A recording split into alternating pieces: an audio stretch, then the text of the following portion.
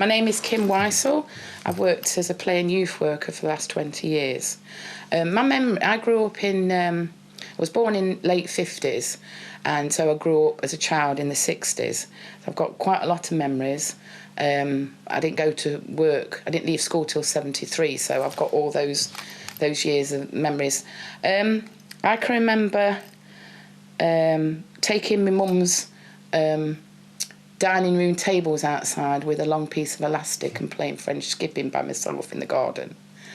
I can remember playing when we lived at Clifton at one point, and I'd be about 10, and we went to down Clifton Grove, which is where the university is now, and there was a big long sort of like a bank that went down to the River Trent, and we used to have a piece of rope on the trees, and we called it May Marion's Hole, and we used to swing on the rope and then jump into the water. And the water was sort of like near the other side of Beeston Weir, so where the Clifton Village is, that bit there. So I can remember playing in the water. We'd take his clothes off in the summer and just go in with his knickers on. You know, there'd be a group of my cousins and stuff. And then you'd turn around and my mum would be standing on the bank and she'd be shouting at us and clip us round the ear hole and walk us all the way home because we didn't see that danger. I can remember going, because we lived down Radford Bridge Road, near the Crown Hotel, and we lived in Terrace Street houses, and there was the top of Radford Bridge Road, there was what they called the New Park, which was near the boys' home, and then at the bottom, which is near the viaduct that went to Beechdale Road, was the old park.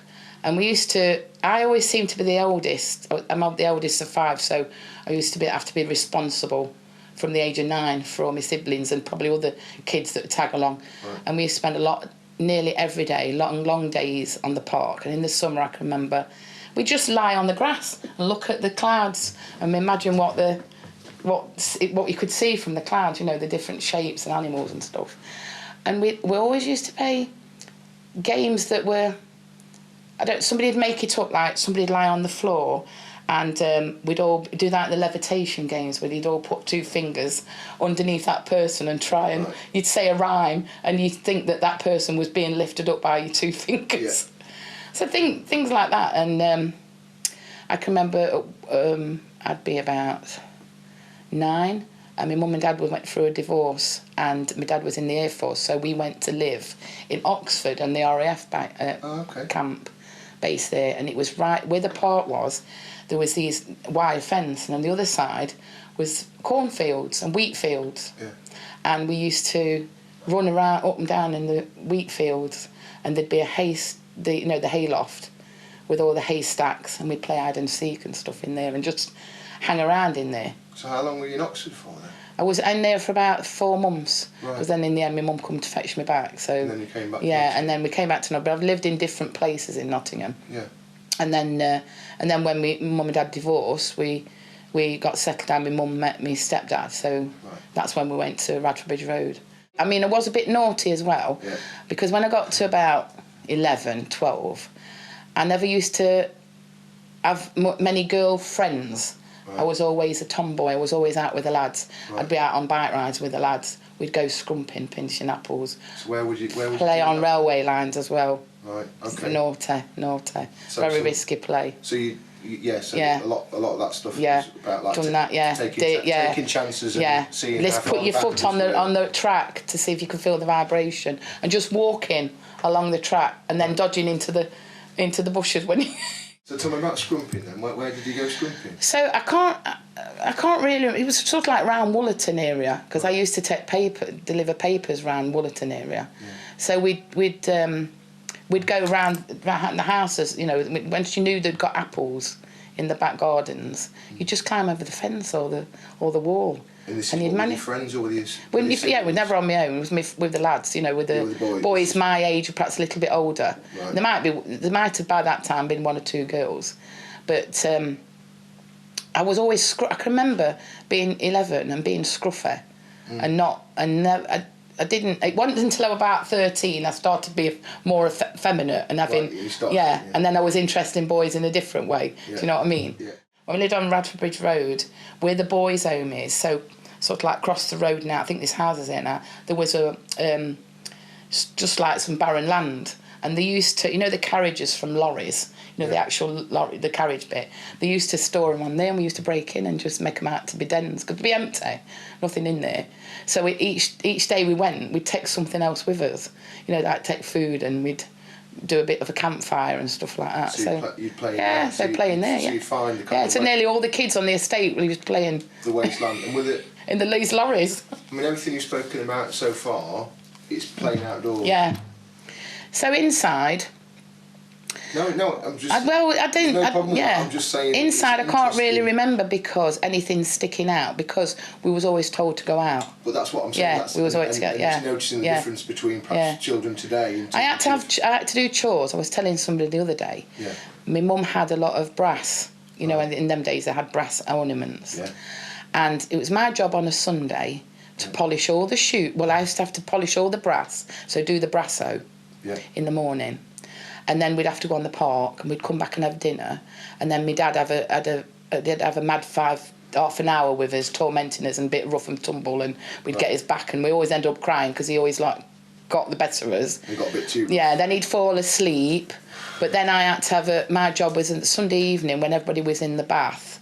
I had to polish the shoes. It was my job. I had to polish the shoes.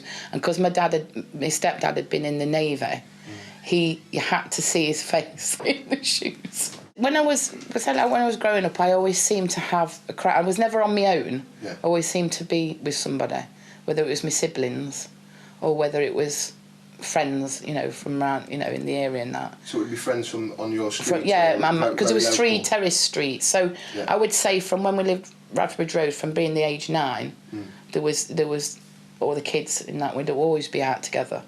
So you said you played on those parks. You know those parks you mentioned, the old park and the new park. Yeah, they're still there. Yeah, right. They're still there. So is one of those the one just right by the ring road, opposite the Crown? Yes, it's the one. Yeah, because I think the one that late there was the wasteland. Yeah. And then there was the boys' home, and then there's the park, and then houses, and then on the other, then as you went further down the road, there was shops, a chip shop, and then there'd be houses, and then the old wreck, and then that was a viaduct then that you could walk through to get to Beechdale. I can remember when Beechdale Baths, I went to Robert Shaw, and Beechdale. I remember Beechdale Baths being built, so of course it was brilliant because we could go there. So we'd go swimming with school, and went to the swimming club. They joined the swimming club because we always went swimming there. It was brilliant. And that was brand new at the time. time. It was brand new, so and it was seemed really like on your doorstep. And it was brilliant, and it was cheap, and it was brilliant to go just swimming. So you lot swimming on a Saturday, if we'd all been good, my mum would give us £50, and we'd catch the 45 at Middleton Boulevard, which went down through Woolerton onto Derby Road, so would have gone past Queensmead, but Queensmead wasn't there at the time. So go Derby Road to the Savoy Picture House. Right.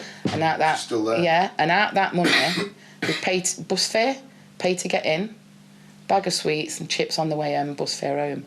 And the buses were then where they had no door, but it was the gap at the bottom, at the back of the bus. So as the bus came back, it had turned the corner, come from one side of the road and turn round and go the other side of the road. So we'd dare ourselves to jump off before it went round, you know, on the turn.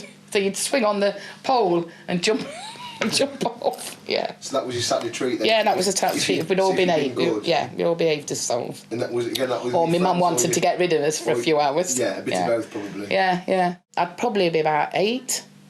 And we went to live in Farnham Village before my mum and dad had separated. Went to live in Farnham Village. And I can remember I used to go to ballet and tap classes. And because we lived in the village, we used to have to catch the bus to the nearest town. Yeah. And I've got memories of me being there, going on my own and travelling on my own. I'd go to the dance lessons, then buy a bag of chips and go back home on the bus and eat the chips. What sort of age do you think you... I'd be about 8. Yeah. Must have been. Yeah. Because I'd be about 9. Yeah, because my mum didn't meet my stepdad till I was 10.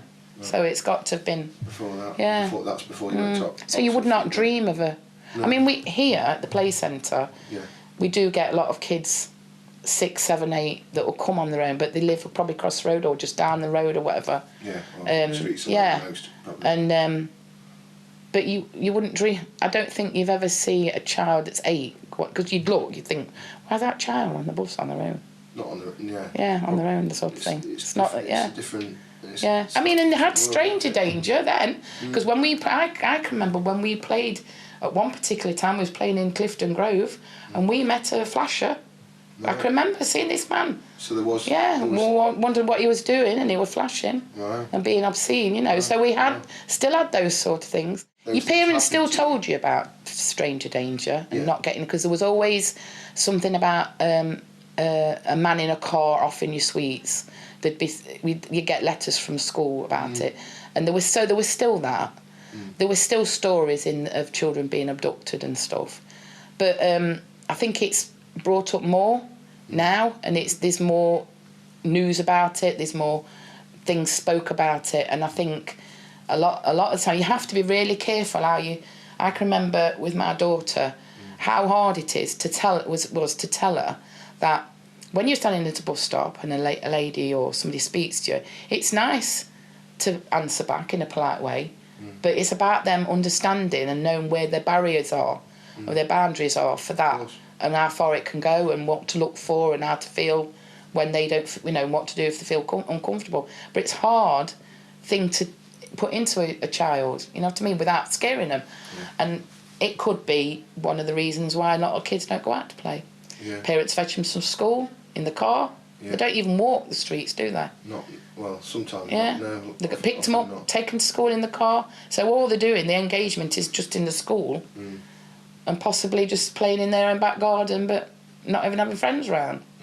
And I think that can affect how they become an adult. Just going back to, you said when you lived on the terraced streets, did you play on the front then, on the streets? And we used to play, we sit on the curb and get stones and play snobs. Right, so yeah, we used to play snobs, and we used to get one of my mum's stockings and put a ball in it. So you'd stand against the wall and with a hold in the stocking, and the ball game. I can't remember the rhymes, that sort of thing. You play two ball as well against the wall. You don't see children doing that. So you do the two ball game with from like 10 unders, 9 overs, 8 under over, you know, and that sort of thing. Skipping, we did a lot of skipping. And skipping, right? Yeah. And you said French skipping at the start, didn't you, as well? French skipping, Played them on the front, did you? Yeah, I can remember getting sheets and old curtains and stuff and putting them on the dining room table and doing making dens and with all the cushions and things. That was something I can remember for inside. So there was always something. And Kirby, so you do Kirby. Yeah. I mean, so, And did you play, one thing I'm interested in, did you play Dob? Because most people refer to it nowadays, particularly as Dob, but we called it Dobby. Some of the people I spoke to still called it tag. Yeah, no, we called it Dobby. Yeah. And we'd do circle games as well. When we was on the park, we'd all get together in a circle, and somebody'd be in the middle, and they'd do, you know, sort of like game that way. So I've been a play worker for 20 years. In the last 5 years, I've become a play and youth worker because the service, Nottingham City Council service, sort of changed. Then they merged two the services together, so the play and the youth merged together. So then play workers had to learn how to work with young people and do youth sessions, and youth staff had to learn how to do play sessions. But when I first came here, I'd been running voluntary groups at Edwards Lane Community Centre, and as well as having 3 children of my own. So I led 16 mums on the estate to deliver 3 weeks of summer play on a summer grant from the council. Was that on Peggy's part? Yeah, and we used and we used the community centre and stuff, and that was really good. So from there, in the rest of the summer, I was a sessional for the play service, and I was doing my MVQ level 2, and I met. Can I mention names? Yeah, I met Manjit and Dawn Claypole, and they directed me to the Forestfield Play Centre where I am now. So it was January 2000 I started here, and I worked with a person called Gavin, who'd only been here a couple of years, and Kamei, and she was sort of like stepping up because the other team members had sort of like had gone on to Scotland for a bit. And I'd never, when I first came to this area in Forestfield, I'd never worked in an area like this before. And I was so I was so elated, I think, with the area, the colours in the area and the shops and things, with all the coloured saris and things like that in the shops, and the smells and the different faces and the diverse community it was. And then I felt really overwhelmed when I came to the play centre, because it was just, the history of it was a group of parents from Hyson Green Flats, when they was told the flats were going to be demolished, needed somewhere for their children to play. And they found a playground with a building next door, which used to be St Mary's School. Yeah. St Mary's School had closed and moved round the corner to build a proper school. So it meant this area was empty. So the parents asked the council, this group of parents asked the council if they could have the playground. And they had the play hut built from the breeze blocks from the Ice and Green Flats. And after 3 years, the council then, because they formed a committee, sort of like supported them and created the play service, and then brought Dawn and Roz and other people here, and then Manjit's been here, and there's been a hell of a lot of people. I think since I've been here, I've worked with 46 people. I bet, yeah, wow. Yeah, so they've come and gone, and I'm still here. Yeah. And the cleaner, Chris, she's Myself still here. included, Yeah. Kim. So then it was, I'd never been here. I'd never been to anywhere like this before. So when I first came here, I learnt the history of the place, how it came.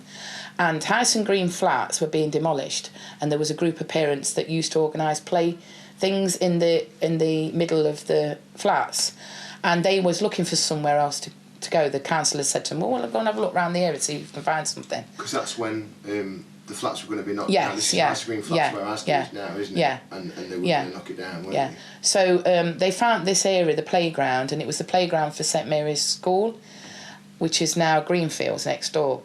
So the property became empty because St Mary's went round the corner.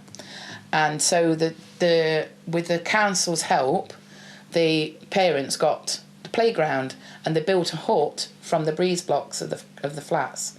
And they'd been here for about 3 years when the councillors said, well, we'll take this over and we'll support you with it, and we'll, funding it and everything. And they that's when they started the play service. So they put people in here and then to work with them. And I think there was just Ross and Dawn to start with, and then Manjit and a few other people have been here.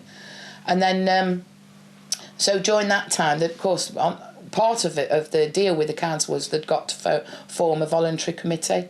So they organised a voluntary committee, and where they had their own account and stuff, and money was paid, and they ran the finance. The council put the money in and paid for the staff, but the management committee ran and paid the bills and the finance thing.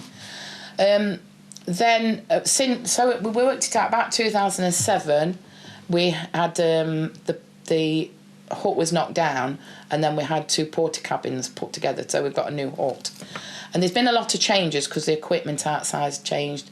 2010 I put in for a grant for I think it was from Children in Need, and we got a pirate ship built and did all the football pitch up and got all climbing frame, did basket swing. So that's been done. So there's been some changes. But and we've seen changes with the children. So because once they grow up to 14, because they come on at 5, they stay till the 14, and you don't necessarily see them unless they come and do a visit. But there's a lot of these children that have grown up and now bringing their children on, and that's scary for me because it's like I'm the grandma and I'm seeing my grandchildren play. But it always seemed to be what impressed me was the play centre was in the heart of the community. And it was a very diverse community. It was the community has changed in a lot of ways because there's different different cultures coming in, and it's very busy because there's lots of. I think every house must have a car, so that restricts, I think, children playing on the street, and I've noticed that less children come on the play centre, and that might be going back to the fact that they play indoors. Do you know what I mean? Yeah, less opportunity to get outside. Yeah. And I don't know whether it's the parents that don't understand what play is and what the child needs. needs from through playing and how they develop the social skills and everything, and it is a big need. The need to have that, you know what I mean? It's the right. You notice the I've difference noticed in the cars as well. Yeah, yeah. Because obviously traditionally you'd say maybe a big difference from when you were a child, but just in the 18 years you've been working here, you've noticed a big difference in the number of cars. Around Forest and Field. also the fact these groups of men that males stand on street corners talking, and it can be intimidating for some people, some females and the children and stuff, because we've had children here tell us that they feel because the children, it's an open access, so the children, we don't pay, it's free, and they can come in as long as the sessions have been. It used to be 3:30 till 6:30. It's now 3:30 till 5:30. So they are getting shorter to do with political things with the council and restructuring. Is that to do with budgets? It's to do with the budgets, and it's to do with how the service has changed as well, and that's to do with cuts and you know, and more stuff like that. So it's we do. I mean, I can remember in the summer standing near the gate, and we'd have 105 children on a. We do in the summer. We do Monday to Friday morning session. They go home at dinner, come back in the afternoon. 2-hour sessions. That don't happen now because we do less and less here because we have to do youth sessions. We have a bigger area, so we do Berridge, Arboretum, Sherwood, Radford, New Basford. So we have to do a session, either play or youth, in that session. So the team we've got, we couldn't, like, for instance, last night we did a play session at Forest Fields, then we had to go and do a youth session at New Basford. Right. So in the holidays, that programme changes. So Forest Fields is probably lucky to have 1 or 2 sessions here in that week, from going to 10. So it's getting less and less because we have to be seen of going to other areas in our ward. What you're telling me is back 15 years ago, 10, 15 years ago, we was just here. The workers that worked here worked here. We might have gone in the school during the school term. We might have done a bit of street play or gone on the park, you know, that sort of thing. Just to cover a much larger area and do play, and all the areas are like that. So So it's just having, it's changing with the times, isn't it? So, but we still try and give the children that freedom of choice. We still try and work to the play principles and recognise play frames and types and things. So we try and help the children. They know. I mean, we can plan a session, but like I said earlier on, it's what the children want when they come in. If they don't want to make a clay pot or whatever, or a birthday card or whatever we're doing, it can change to what they want to do, you know what I mean? A lot of the time they come in and bring homework and ask you to help them with that. And that's another thing, we can't have parents on the site now. Yeah, I mean, that's a really big change from a community play centre. It's just children on it. You told me that you originally it was set up by local parents, and now parents aren't even allowed to come on. And we no longer have the management committee. That must have had a big impact on the links within the local community. Must have had a big... we had to turn a parent away yesterday and explain, you know, she's got a 3-year-old. The older child comes on, but we had to explain to her that you can't come on now. And what's the reason that City Council management... I think it's just politics, I think, in a way, and procedures, and, you know... It's a shame, isn't it? It's a shame. The rules that they've put together. It's a shame. Yeah.